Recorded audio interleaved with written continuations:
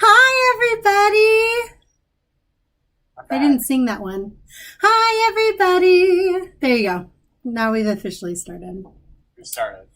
Welcome to KP Live. Thank you for joining us this Sunday evening. I'm very excited about today's guests. I know I say that every week. Every week I'm excited. We've got great guests. We always have great guests. We have great guests. We do a great job casting this, I guess is what we would call it. Yes, we do. And I'm also very excited. So everybody after the show, make sure and stay tuned to our YouTube channel and you get to premiere Surf's Up with us. We'll have a nice watch party. And I've seen it because at our member meetings, we get to see it early. You all are welcome to join us on the third Wednesday of every month, as we announce. And it is so funny. I laughed, like cackle laughed. Anybody who knows me knows what that is. Out loud. I did the same thing. It's really clever. And it's also very sweet. It is. I had a lot of moments.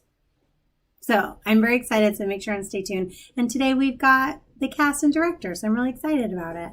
We are, but before that, we've got to announce our last little bit of this season of the virtual series. But I'm going to have a little extra thing at the end. I'm going to throw in that's, So, I believe we can still watch 3 Syllables of Shame until the end of the day. So Midnight. If you have still not seen it, go watch 3 Syllables of Shame. It was written by Ron Watson, directed by Catherine Rom, and starring Lindsay and Jeremy Palmer. And it is so really cute. Sweet. It is again, really sweet. Today is the last day, and then it will be banished from the internet forever, which is probably not true, but it's banished from the internet for the time being. But also, you can watch it after you watch Surf's Up. Yes. So, getting into that, as we said, Surf's Up is going to be premiering tonight right after KP Live at 8:15. It was written by Ken Levine. It's directed by Miss Allison Bull and stars Chris Morrison and Glory Bamubile Tishimanga. I don't know why I forgot that. But Surf's Up is going to be available until March 21st, so you get, again, another great month to watch the show. Yeah. Coming up next, starting on March 21st, is going to be State of Independence, which was written by Paul Koster, and it's going to be directed by Susan Weisbarth. And we have our cast, which last time I was on here, didn't have the cast, but now I do. So it's going to be starring Jack Matita, Jessica Plotton, I think that's how you pronounce it, and Michael Hovans. So that one's going to be really funny. I've already read the script. It's funny. So, really excited for that. And that's going to be on our YouTube channel starting March 21st and will last until April 25th. Jack Matita, I'm so excited. Me too. It's little known fact, director Allison Bull is Jack Matita's stepmother. I like to say bonus mother. Yes. It's a little known fact.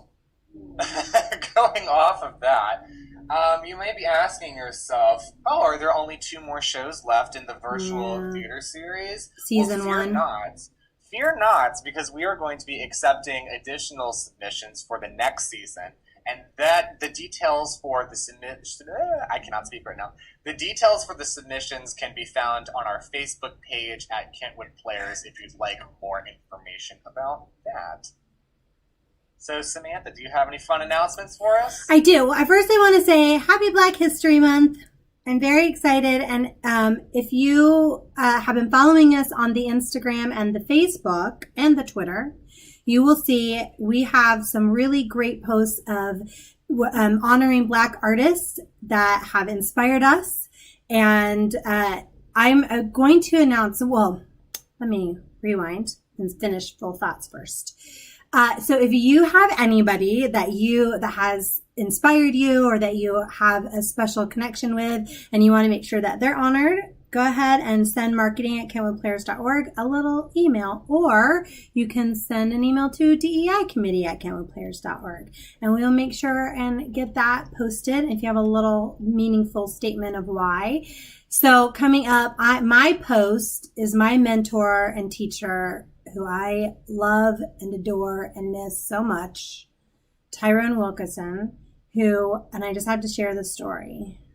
He would always, before every class, play Aretha Franklin's Respect, We'd All Dance Around, I only know this because I TA'd for him. And because I was older whenever he started teaching in middle school. And then he would have everyone recite their definition of respect from him. To hold in high regard, to show honor, courtesy, and consideration for, to have respect, one must earn respect. This begins with self-respect. Tyrone 36:11. And then we get our wiggles out and dance, and I just loved it. He taught me the art of spoken word and acting and singing, and he's a great mentor. So if you have someone really special in your life that is a Black artist, creator, storyteller, share with us. We'd love to hear about them in honor of Black History Month. And not just in February, I mean anytime, but especially in February. Especially. I like how when you started talking about respect and what the meaning of that is, Katniss jumped up on the throne. Mm-hmm. Because she knew you were talking about her. She's reminding me about respect and how I need to have more of it for her. Absolutely. She's right. She's not wrong. And then also, I want to say, today I started my sword play fight choreography virtual class. I didn't know if this was going to work virtually. It works. So really? Yes. And I have one of the best teachers I've ever had. It's Joanne Mendelson, and I encourage all of you. She teaches at LMU, and I encourage all of you to check out her website, all of the socials and everything, and take a class from her because she's incredible, and she's going to be on the show in a few weeks. I've heard great things about that because she teaches the what is it? It's the I forgot what it is. Stage combat. She teaches stage combat. I've heard great things about that class. She's that amazing. was a class that like everybody wants to take. So she's amazing. I definitely am so glad you're taking that from her. Amazing. Yay! That's my announcements. Great. Let's move on. Well, I want to meet the cast. I mean, you've already kind of said it, but who do we have here today? I don't actually ever know. We have the cast and director of Ken Levine's Surf's Up. We have Glory Bamubili Chimanga and Chris Morrison and Allison Bull. Yay! Maybe. Yeah, we do. There they are. I'm like, or they left because we talked for so long in the intro. I feel like they all planned this. Like, we're going to fake them out and just think that we all left. You're right. I love it. I want to say really quickly, we have hellos from giving our shout outs from Marty and Jody Giampala. I love Jody. Jody's so always welcome. Yeah, your mom. You're so I love her cute. so much. I love seeing her reactions to things. And I also my love mom Patricia is- my mom always Shays. Your mom is great. She's the best. And then also So Shari great. Barrett wanted to make sure that we announced that Happy and Gay is also on the schedule. And I think that, I don't know if that comes up after, I don't know where it comes up. That information, I believe, is on Facebook. Okay, yes. But I'm really excited, That's my and go-to, Shari's but I good. believe I saw it. It should be on the information for that will be on Facebook. We're going to get that information for you next time. Yay. Okay. So, hi, everyone. Thank you so much for joining us. Congrats on your show. Much applause. Yay. So fun. And welcome back, Allison and Glory, because you both have been on the show before. So thank you both. And welcome, Chris. You're new. Thank you. To our KP Live. And we always like to, so we've heard a little bit of history from Allison and Glory on their lives of theater and how they heard about Kentwood and all that. But I don't know a little bit about you, Chris. Will you give us the Reader's Digest version of you and theater in your life? Sure. Yeah, I'm one of the new guys around Kentwood, and that started actually last year.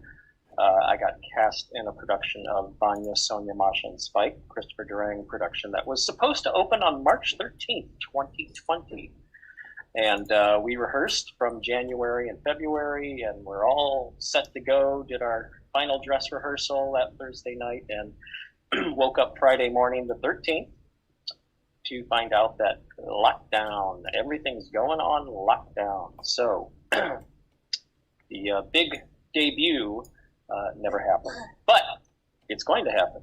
And Allison's one of our fine producers on the show. Lori actually works on the show as well, working up in the booth. So we are truly. So this is just a Vanya reunion. It Yeah, is. I love it. Yeah. Yep. The set's still up. It's all waiting. Yeah. I couldn't have planned a better marketing ploy than to have the cast and crew of Vanya. Yeah, so we're still rehearsing Vanya, Sonia, Masha, and Spike every Monday night, and we have been. We do Zoom rehearsals. So Wow. we are sticking to it, and That's amazing. we are keeping things, well oiled, so that when we finally get to come back, we'll just slide right in. Yay. So you're just like running the show once a week. We don't run the whole show. Like tomorrow, we'll be doing Act 1, Scene 2, and Act 2, Scene 1. Okay. So we kind of break it up.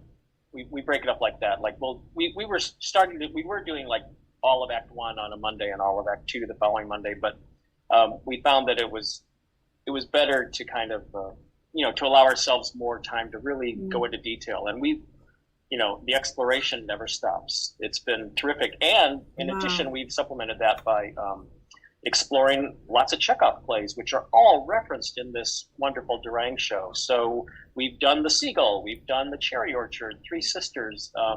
It's Susan Stengel, our director, has been really terrific with keeping us all focused, but also, really energized and interested. Keeping the interest for over a year. That's awesome. amazing. Awesome. That is That amazing. must be so great to just be like having a kind of a theater thing to do every week, and I'm sure that's really, really great to just have a little bit of what you had before. So yeah, It's great fun. Seriously, I have not. It's hard to believe it's been a year, but it's been well worth it. Chris, are you the one that does magic?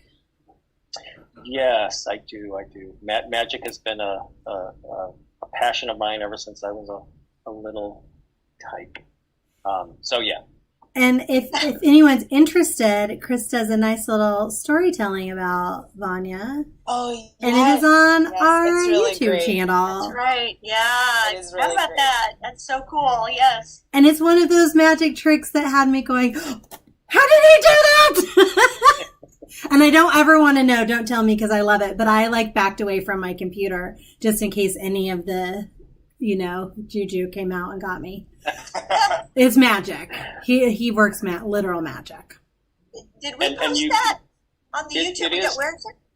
Yeah, I saw it. It's under a playlist, one of the playlists under Kentwood Players YouTube channel. It's like a marketing or promotion. Yeah, for Vanya. So we'll share that again, but please check it out because it is really fun.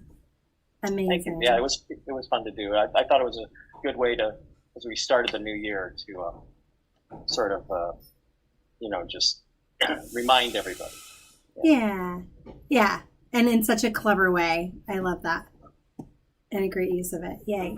So, speaking of where we are now in this bizarre hybrid theater world, talk to me, all of you, a little bit about your experiences doing virtual theater and doing it in this.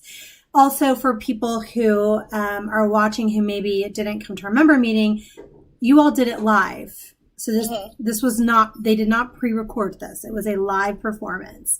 So I know a lot of times in the virtual theater, we're recording them and showing them. So talk to me about the differences of that and what your experiences were. And Allie, actually, too, while we're going this, I'd love to know why you made the choice to have them do it live. Okay. Sure. Well, I mean, I think the whole reason is because we talked about it, and it makes it more exciting, to do it as a live performance. It just makes it more exciting. I think even though you can't hear people's responses or see them, it's still more exciting knowing that people are watching you right there in the moment. I mean, I think the whole reason is because we talked about it, and it makes it more exciting. You're fine. As a live performance. Like, I'm getting an It makes it echo. more exciting. You're fine. I think So yeah, so I think that was people's responses or see them. Plus, we knew that if still something was a majorly glitched for some reason technically, we had a backup plan that we could record. Sean Plunkett, who is amazing, he was our technical director. He did our front and end opening and closing reels. He love that. Yeah, he had everything planned out for if we wanted to record it. So I think that just worked well. And then Marty Feldman was able to record the Zoom, and then that was great because it was a really good performance. So it worked out really well. I agree, and I think that both of you, like, there's such a different energy when you're doing it live that I could so tell between Chris and Glory that, like, I could just tell that there was an extra, people are watching me right now, and it's really great. And then on top of that, like, no, you're not getting the immediate response, but afterwards, when everybody turns their videos and their mics back on, and they're like, yay, and they're applauding and everything, that's such an amazing feeling. Because I felt that when I did Recipe Live for the membership meeting, and I was so glad that y'all got to experience that after doing this, because I think you absolutely deserved it, because y'all did a really great job. Aww. Thank you. Yeah, there definitely was a little bit of like, people are, like, the same thing when you do a show for the first time, like, people are here now. People are seeing me. I have to do, like, really well. Yeah, it was a lot of fun. Chris was great. Just honestly great to work with. It was very easy to kind of piggyback off him and just really follow his lead since it was just the two of us. Yeah. Now, Dan, sorry, I'm going to let you go.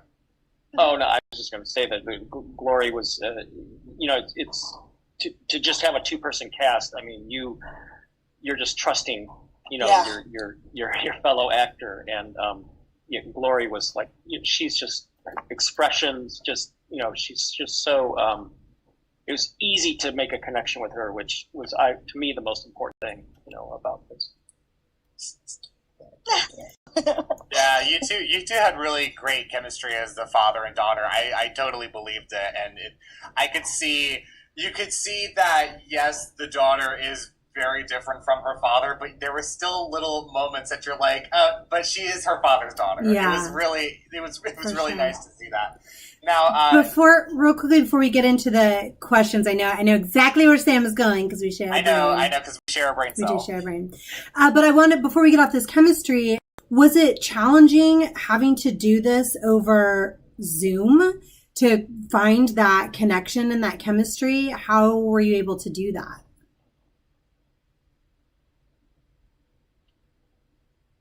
For me, yeah, I'd say, I absolutely miss being in person in the rehearsal period, and being able to connect that way, because there's no better way. I mean, I've never done this before, so luckily though, we've all been spending a lot of time on Zoom and meetings and whatever for the past year. So obviously the platform's not foreign to any of us, but certainly, yeah, I don't, from Vanya, Sonia, Masha, and Spike, I knew Glory, sort of. But she's at one end of the theater and I'm at the other end of the theater, so I didn't really get to know her that well until now. So.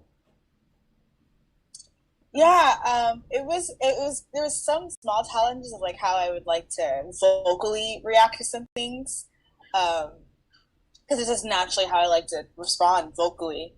Like, and what, and all of that. But you can't really do that on Zoom because you can cut off each other's audios that way. So we both have to do some kind of, like, physical adjusting to how we react to certain things. But, yeah.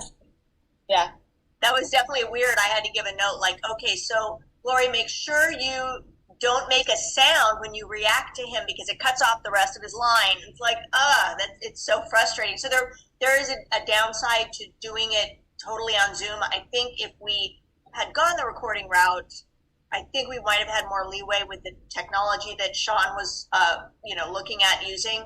But they adjusted really well, and Glory, thankfully, they both did great visual reactions, so it worked.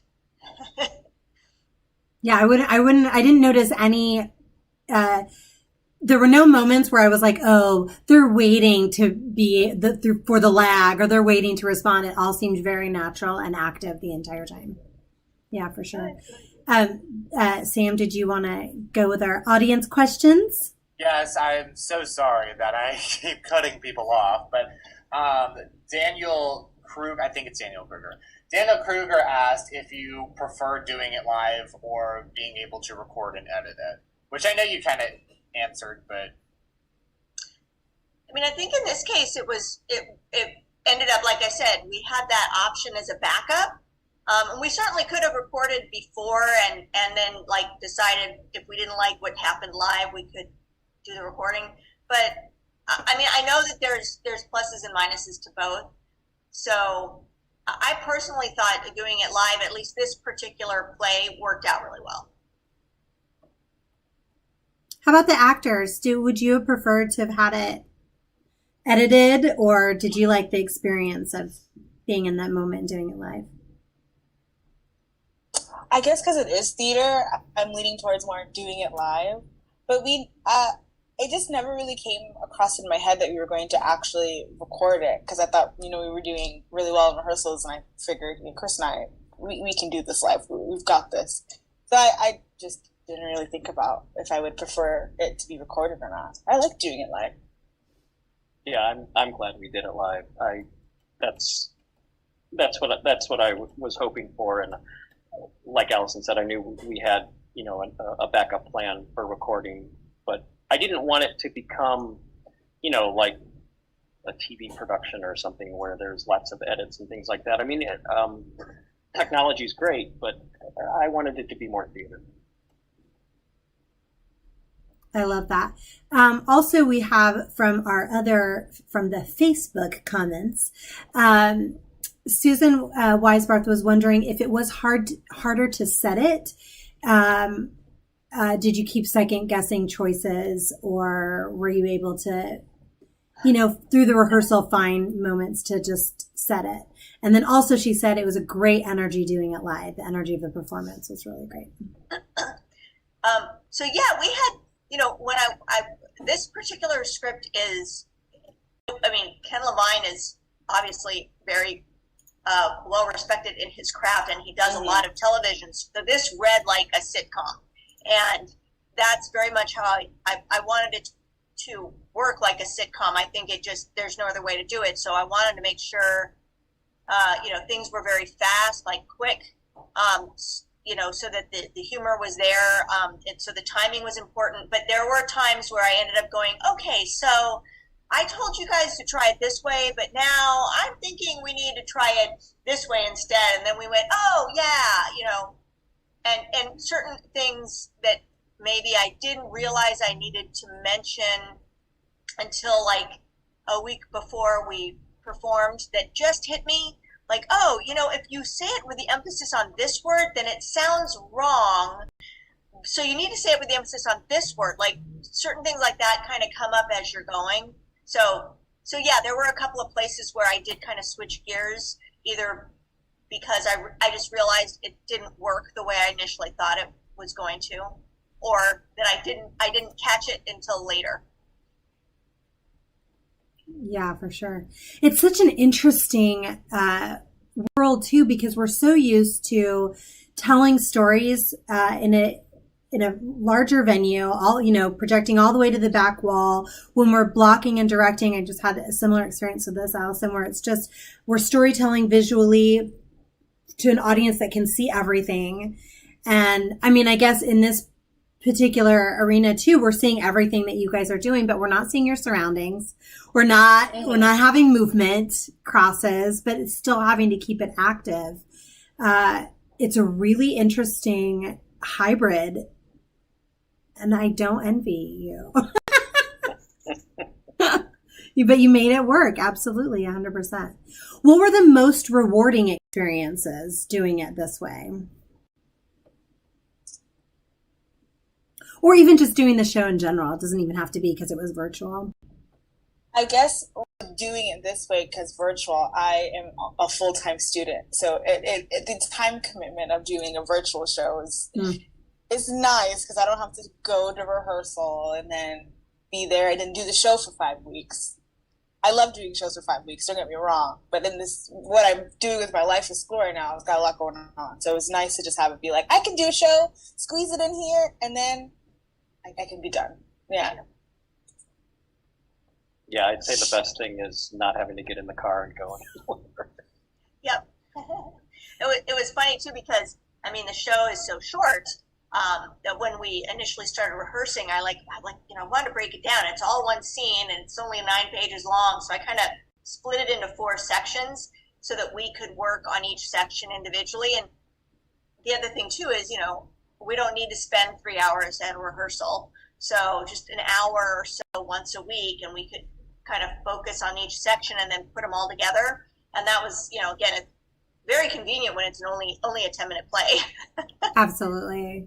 Yeah, I took the same exact approach as you. I was like, when I did Recipe, I was like, we're having a 1-hour rehearsal, we're doing 3 pages, and I'm going to send you on your way. I was like, we don't need to spend 3 hours going through this over and over and over and over again, because, all of you are great. So I thought it was interesting that we just both independently came up with the same thing of how to run rehearsals. Yeah. Well, it really allows you to focus on that section, and I wanted to make sure that, that Chris and Glory had a starting point and an arc and an ending point, and so really allowed you to really focus on the detail of those individual pieces of the scene. So I think it was really helpful to just do that as opposed to just running the whole thing over and over and over again, which we did end up doing closer to the time, but it was good to break it into pieces initially. I'm also curious. Oh, go ahead. I'm sorry. Sorry, it was absolutely helpful the way Allison did that. I mean, when I initially looked at the script, I immediately loved it. But then I'm like, this is really brief. So how are we going to do this? And then her eye for detail and her ability to dissect that and to do that, to have these little arcs throughout and to really point that stuff out that perhaps I would have overlooked. And she made it so easy, really terrific. Yeah, and like the way that she split up into 4 sections also made it, one, easier to memorize lines of how to kind of tackle that. And I think it helped me like figure out where things were going. So we have this moment, okay, we're going to stop, we're going to switch gears, and then we're going into this moment, and then we're going to keep doing that until the end of this very short play. So it helped the process a whole lot. Good. Yeah, and Glory had a lot happening because she's, her character was like, the parent kind of to Chris's Peter, and plus, she had to listen to a lot of what Chris was saying, and she couldn't verbally respond, so there had to be a lot of reaction in the eyes. So Glory definitely had, both were challenging roles, but Glory had a lot of visual reaction she had to do without saying anything. Absolutely. Which brings me kind of to the next point of just digging into the show without any spoilers. Just digging into the show, what were some of the things that you really identified with your characters and their journey, and things that you do not identify with at all that maybe were challenging to you? If any, there might not have been any out either. Wendy's very sarcastic, and so when I read the script, I was like, "Oh, I could do that. That's easy. I can do sarcasm." And I guess that's the biggest way that I related to the character. In other ways, we don't really relate. I'm all about vacation and not doing things, and she's very like, "You have to do this. This needs to be done this way." And I could just sit at bed all day and do nothing and be the happiest camper ever. I can relate to that. For me, obviously as someone in their 50s, like the character that I was playing, just the sort of realization of like, dang, where'd the time go? And also not, wanting to sort of hang on to your youth or little parts of your youth or something as you age. But then the one thing that I really couldn't relate to is I've never surfed in my life.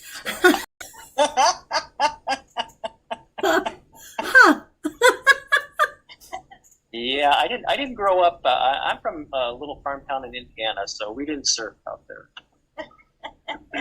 Are you think you didn't surf on the iconic beaches of Indiana?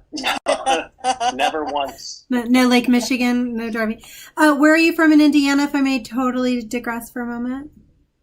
A little farm town called Lowell, Indiana, in the northwest corner, right on hugging the state line of Illinois. So we're actually only like an hour and a half from Chicago, which is why once I got my driver's license, Chicago to go see theater and concerts, and then I moved to Chicago to go to college there as well. So the only reason why I ask is I was on a children's theater tour based out of Goshen and Elkhart. Oh, sure. Yeah. Indiana has a little soft spot in my heart. So interesting. I love this crossover. Now, Allison, was there something that specifically drew you to direct the script? Well, to be quite honest, I was very lucky because there was a group of, I think there were 3 scripts, and Susan Weisbarth said, I want to do this one, and Catherine Rahm and I went, we'll do whatever you got left. We like both of them. And so Harold said, here you go, Allison, and here you go, Kat. And I mean, I love Kat's play too. Do not get me wrong. I thought it's wonderful and superb, and she did a wonderful job. But I really was so excited to have this one, especially because, you know, I didn't even know, and I didn't know the writer. I didn't recognize the name, not familiar. And then actually Jeremy Palmer, who's in 3 Syllables of Shame, texted me and said, oh, well, you know that this writer, I said, well, he said, just so you know, my professor at USC was a writing partner with the guy that wrote your play, and they did something, they wrote on Cheers, and like he said it in such a way like I should know this, and of course he's a writer, I am not, and That's I was like, Jeremy no, I didn't know that.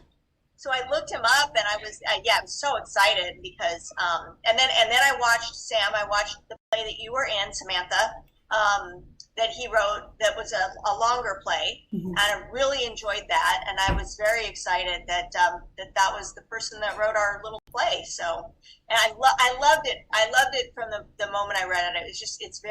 It really, like I said, it reads like a TV show.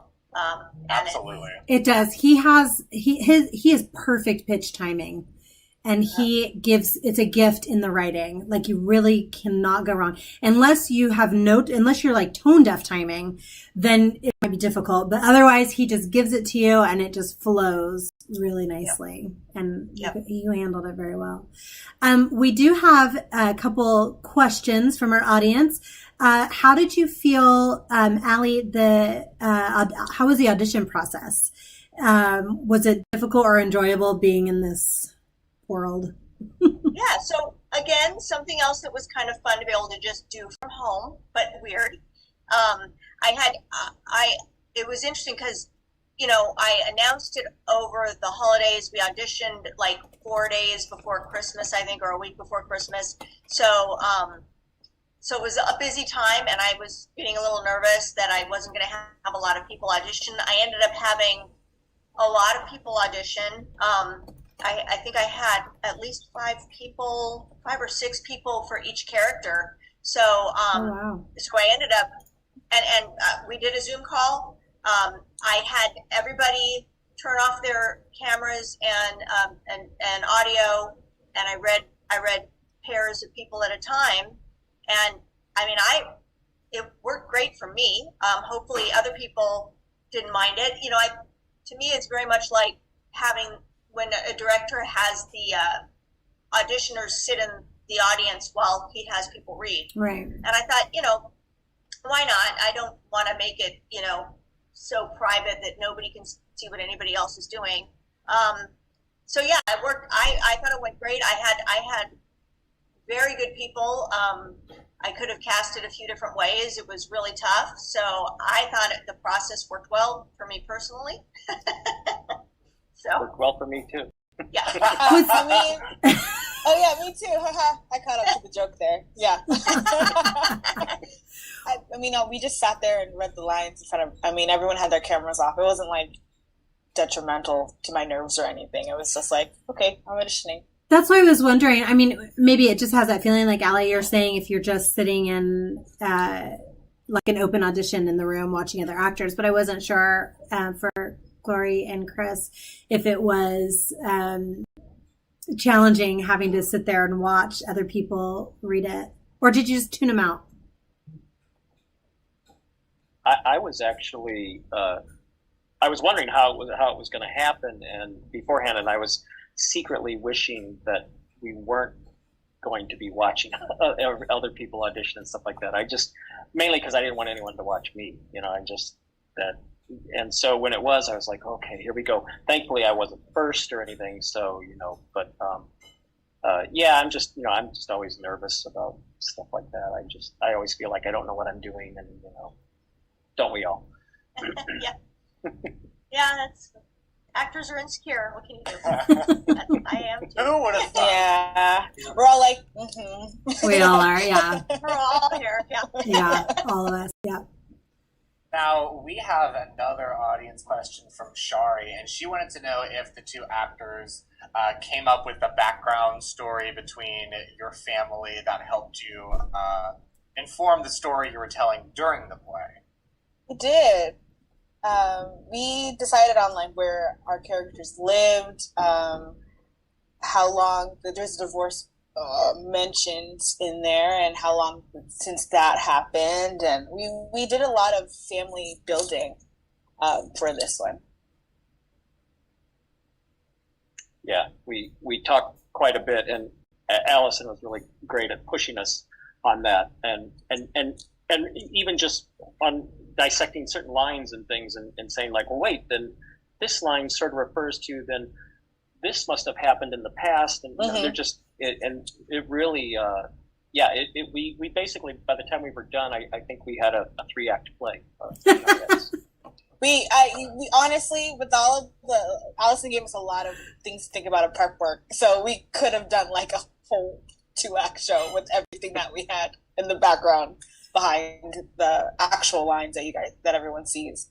That's sometimes the most fun part of being an actor, is coming up with a background story, because I was just talking with a couple of my friends last night where we were discussing ensemble roles where we came up with the most elaborate background story of all time. And so, like, for example, when I did Beauty and the Beast, I played a knife. And so my background story was that I was one of the delivery boys who just so happened to walk in with the food the moment that she cast the spell. So that's unfortunate. I love coming up with background stuff for characters, whether I have like a really big role or like a really tiny role. And so I could tell that y'all had a lot of work between you two, because like I said earlier, like y'all, the father-daughter dynamic was so spot on. Y'all did such a great job with it. Yeah, I mean, that history and doing that research and coming up not only keeps you in the same play and keeps you in the same story, but it creates such depth and such history between the two of you, which was really great. Loved it. It's actually reminding me of our Pippin relationship sessions. I know. I love when we did. I was in the ensemble for Pippin, and I came up with a whole elaborate background story for how I joined the Pippin crew and how I wanted to be the next leading player. Like, I made up a whole elaborate story about my character. I love that, and I was so glad that you got us to do that, because I felt like it helped us create these relationships between all the characters, and it helped us, like, in the scenes, in the big ensemble scenes, we knew what we were like fighting for in each scene, because we all came from these different backgrounds. So I always find that stuff very helpful. Yeah, so I'm really grateful that Allison does that for her shows and does that for her scripts and characters. Yeah, it adds depth. Shari says, I pictured Peter meeting Glory's mom on a beach in Jamaica. So even the audience has. Like the audience is now creating backstories for. Yes, That's how inspiring you were. We're gonna continue this. Well, you'll have to send your notes to Ken and see if he can't write a larger play for you. There you go. I love that. Oh my gosh, this is so much fun. I'm really excited for everybody to see the show coming up in just a few minutes. real quickly, I just wanted to talk about, we always ask our people what you want to see when we come out of the apocalypse with theater, and how you feel that virtual theater may or may not affect what we do next.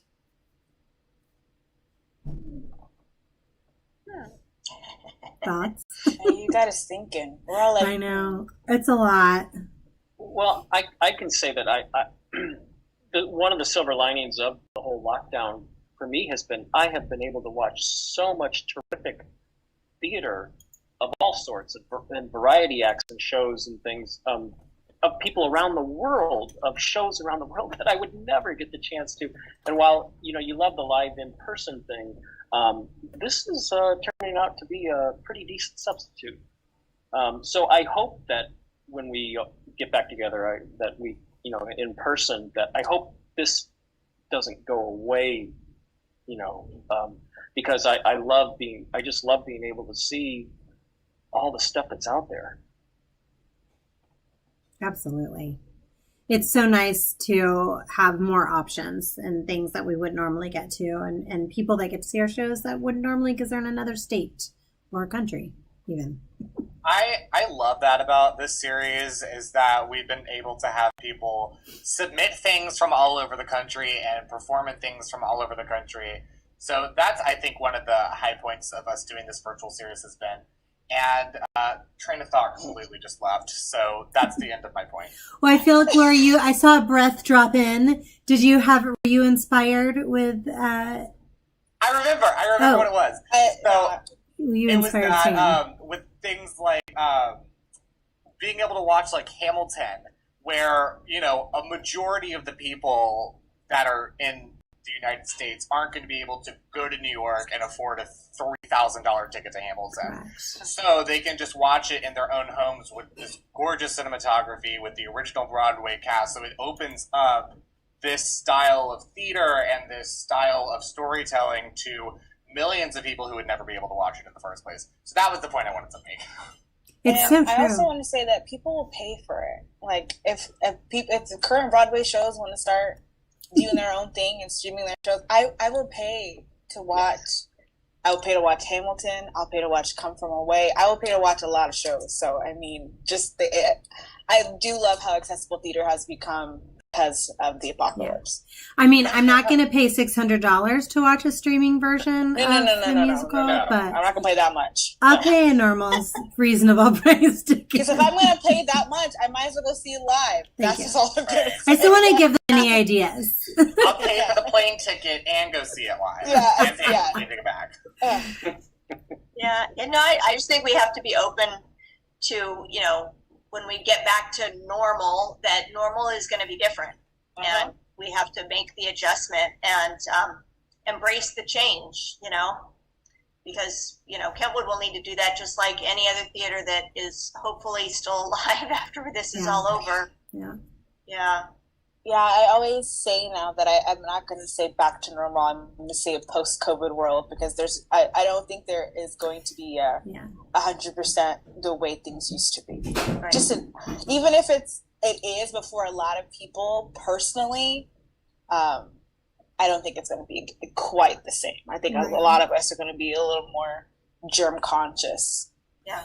After this. And not to get super heavy too, but a lot has changed in the world in 2020. And so I think this is very similar to me. I'm having similar feelings after being in New York during 9/11. And everything completely changed, as we know. I mean, we still talk about, remember when you could go to the gate to get on the plane, and we'd wave to my grandmother, she's going back to Venezuela or whatever. And we talk about that, the differences between that pre 9/11 and post 9/11. And I feel like, Gloria, you bring up a really good point. A lot of things are going to change, and some for the better and much needed and about freaking time. And then some that are harder. And like you said, with the germ things, I watched a video right now of a woman, like it's like a crime docuseries, and it has videotape of her getting on the elevator, and then she touches all the buttons. And I was like, oh, that's not even the mystery, you guys. That's not the weird part, but I was like, she's touching her face.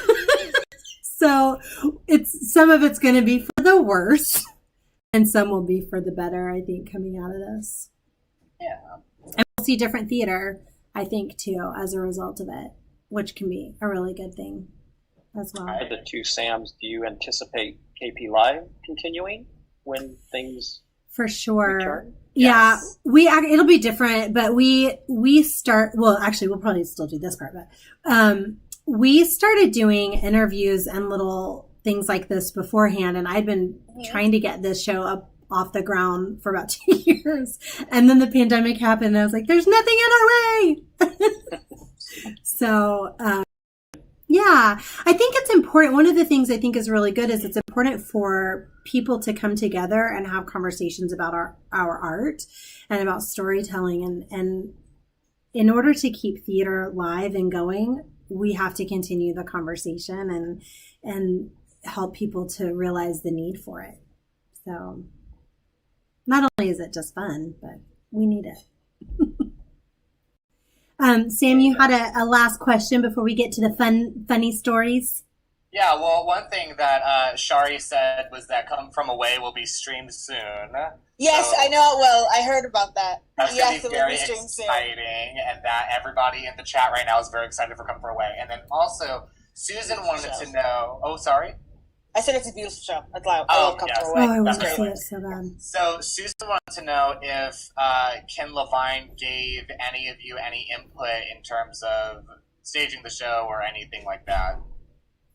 So no, I didn't really know how to reach out to him. I actually attempted to friend him on Facebook. I know that Shari is friends with him, and I thought, well, maybe he knows we're doing it, and he'll recognize my name or whatever. And then I know that he was actually on the talk back with Samantha on the play that you guys did, but he didn't respond, which is fine. I mean, I'm sure he's a very busy person.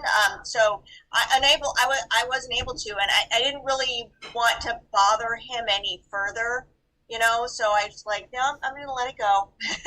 I figure if he wanted to reach out, he could. He knew we were doing it, but yeah. So unfortunately not, but maybe he'll watch it. It's so interesting.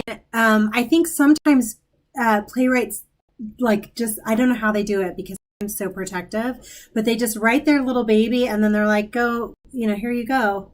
Yeah. There you go. Have fun. And he was on the talkback for our show, and he's great, but he didn't give a lot of input. It was very much like, I want to see what you do. And I don't know if that's the TV film influence where, it's kind of, you sell it and it's gone. Yeah, I don't know. Yeah. Because I remember what Beth Henley had told us a while ago was that for film and TV, it's very much like you write the script and then it's gone. Yeah. Whereas for theater, it's the playwright gives a lot more input into what they wanted in their vision. So that was interesting that you said that, because I also, when I did Recipe, was not given input, which I think did give me kind of some freedom to do whatever I want. But it's also the whole time you're thinking, oh gosh, am I completely misinterpreting this? Yeah. It's interesting. I know we've had other authors. I think George Condrick's play, he had the author, and she, she was at our meeting when we did the performance. Yeah. So, I thought, well, maybe that's a thing, but, either way, I'm good. Yeah, I think I think in an original play, it is so much more common to have the playwright there. And I've done quite a few original pieces, and they've always been around, and you can ask questions, and then sometimes they'll tweak things based on actors' instinct and what is sticking points that maybe they'll notice that just aren't flowing smoothly or whatever. But I think this world of, exactly, Sam, like you were saying, this world of new hybrid theater, film meets theater, it's just a different story where you could just kind of release it and go. Yeah. I don't know. I don't know. So our last few questions as we let you all go and watching the clocks, I want to give us a break before we get to watch Surf's Up again. We always like to ask, I'll ask the first one and Sam will ask the second one, but we always ask for your favorite theatrical experience. It could be something you were in, something you saw. And I know Gloria and Allison have been on the show before. You maybe have already shared your favorite. So another favorable experience. If you have one, sometimes you're like, Sam, don't make me choose between my children. And I understand that. You can include one that was with me. That's okay. If you need a hint for the correct answer. Oh, gosh. Yeah, I have a lot of favorites. I have a lot of favorites of shows that I've watched, of shows that I've been in, of shows that I directed. I'm a little spoiled. Because I know I love Pippin. I love Pippin. I mentioned that before. But the second show I ever did, and it's one of my all-time favorites, and someday, it's going to come back to community theater or local theater, Chicago. It's my favorite show. Yes. I love the musical. I actually really enjoyed the movie. I thought they did a good job with it. I love it. Not a fan of the revival. I prefer the original setup construct, but I love the show. So that's my favorite. My Yes. Kelsey Weinstein painted me that, which is the I don't know if you can tell, but it's like the you can't tell. Okay, well it's that picture where it's like they're behind the bars and it's the block. Yeah. and you can't really see it, but it's there. So Such a good show. Manifesting. I talked about Pippin last time, I think, because Pippin was just great. But I'm not going to talk about Pippin this time. The first show that I did in high school was In the Heights. And that show will always have a very soft, special little place in my heart. I remember I was sophomore year, and I just auditioned randomly. I was like, I can sing a song, and I can memorize these lines. I've never really done this before. And then I got cast in the ensemble, and I fell in love. It was what started this crazy theater journey I'm on. So In the Heights will always have just a very warm, special place in my heart. Yes. Thank you, Lynn. He created a whole new genre for us. And I'm loving it. Thank you. Yes. Chris, what about you? Favorite experience in the theater? Oh, gosh. Yeah, it's I've seen a lot of great theater because I'm old. But there, in going back to high school, when my freshman year in high school, we had one theater director, and then my sophomore year in high school, we had a new theater director, and then my junior year in high school, we had a new. And I was like, honestly, at the beginning of my junior year, I was ready to just sort of like, this is ridiculous. It's such a revolving door, and whatever. But we got this new teacher that came in, and she was fresh out of college. And she was like, stick with me here. And I did. And that spring we did The Music Man, and I got to play Professor Harold Hill. And that was, that really sort of like locked it in.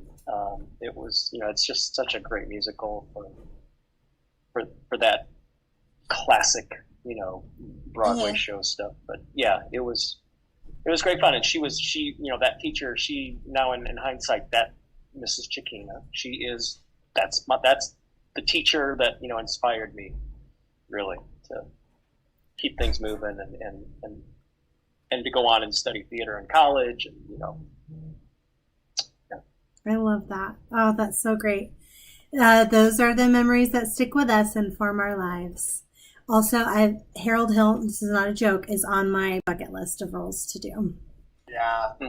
You've told me this, and I think you have told me, yes. Kill it. I think you do so. I really want to do it. And I want to do it in a little different way. But anyway, that's another show. That's another show. Now, very quickly, before we have the world premiere of Surf's Up, do any of you, again, Allison and Gloria, I think you've answered this question before, but do any of you have any theater debacles, mishaps, or any other buffoonery that has happened on stage or in the audience that you would like to share with us today? And you don't have to name names, but you can if you want to.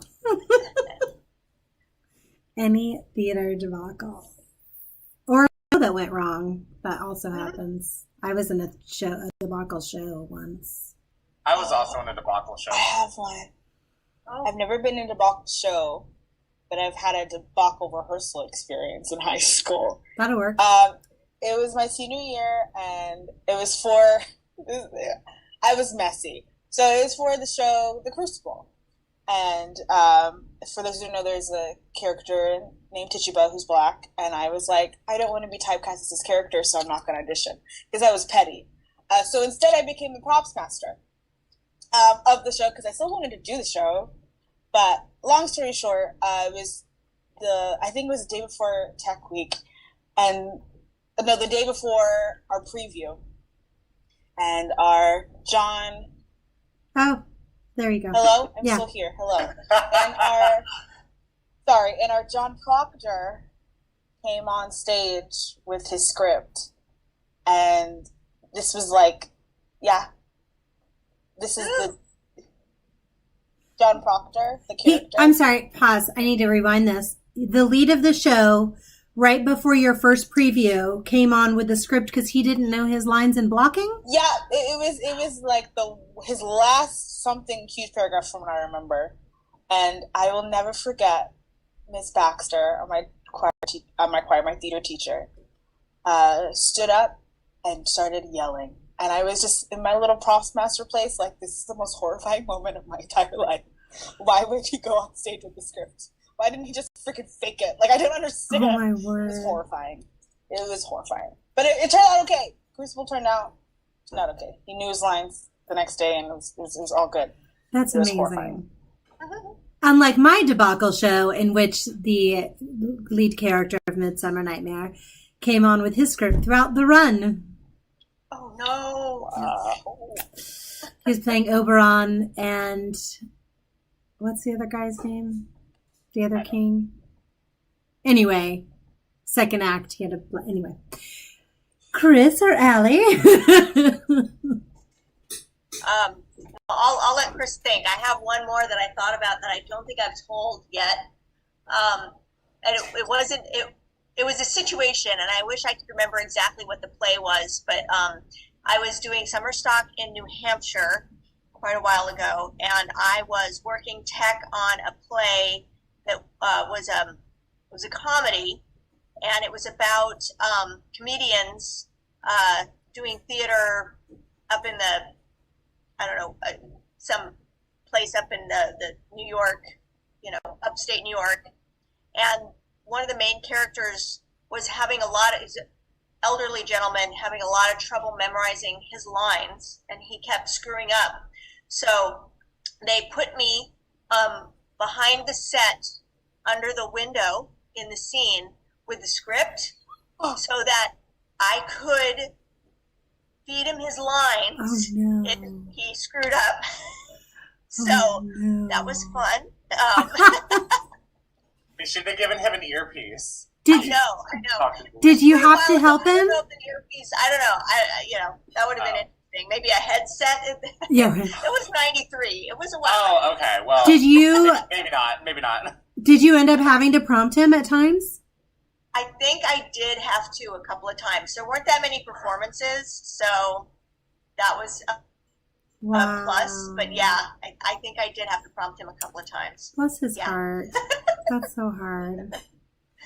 I hope whenever I'm older and I don't have a very good memory and I still want to do theater, that someone will be nice enough to do that for me. I know. I'm there with you. I hope that I don't have those issues. Yeah. We'll all be in the same show. Chris, do you have any debacles, or you're like, you know what? All my experiences are pretty perfect, which is also fine. I guess the only thing that could come close would be a production of Fiddler on the Roof that like 2 weeks before opening was just canceled. Oh no! The director wasn't getting along with the board or whatever, and something with finances. But I don't. It just we never really got a specific reason why, but it was just sort of like the director walked and it just fell apart, and yeah, that was it. Never happened. So Wow. Oh, that's so sad too. 2 weeks before opening. I mean, at least with Vanya, we're going to bring you guys back. yeah, and it's Fiddler on the Roof. I mean, it's a proven moneymaker. Yeah. Right. It's a classic. It's a classic. Oh, that's crazy. Aw, that's kind of a sad debacle. I'm sad. Well, we have to wrap up because we've got to take a tiny break before we watch our show. But I wanted to say one quick thing. When we were talking about whether Kenny gave you all input, Susan Weisbarth says you didn't need it. And she's right. She's right. It was a Very nice, Susan. fantastic Thank you. production. Yes. So thank you all for joining us and being with us and sharing about your experience. Love it.